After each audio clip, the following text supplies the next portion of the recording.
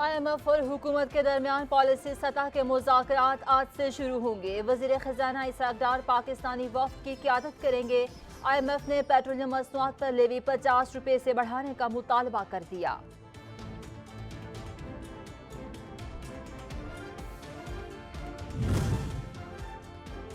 मुल्क में डॉलर की फिर ऊंची परवाज, रुपए की कदर में कमी। इंटरबैंक मार्केट में कारोबार के आगाज के कुछ ही देर के बाद डॉलर की कीमत में इजाफा देखने में आया।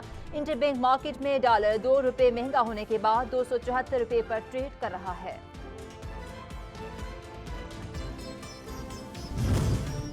साजिश और हॉर्स ट्रेडिंग के जरिए आई इम्पोर्टेड हुकूमत को नहीं मानता। इमरान खान कहते हैं शहबाज शरीफ ने 10 माह में मईशत और जमहूरियत को तबाह कर दिया। बुनियादी इंसानी हुकूक सल्ब और कानून की हुक्मरानी खत्म की गई।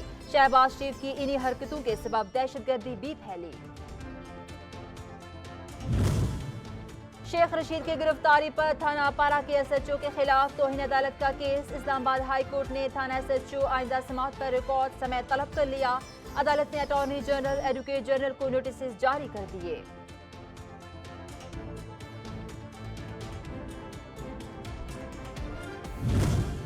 लाहौर हाई कोर्ट में पंजाब इलेक्शन की तारीख देने से मुताल्लिक केस जस्टिस जवाद हसन ने रिमार्क्स दिए। अवामी मफाद का मामला है, इलेक्शन होने हैं, कोई संजीदा नहीं ले रहा।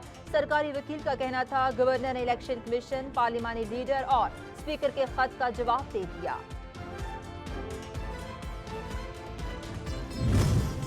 महकमा मौसमियात ने आज मुल्क के बेशतर इलाकों में मौसम सर्द और खुश्क रहने की पेशगोई की है। बालाई KPK, कश्मीर और गिलगित बल्तिस्तान में कहीं कहीं बारिश और बर्फबारी हो सकती है।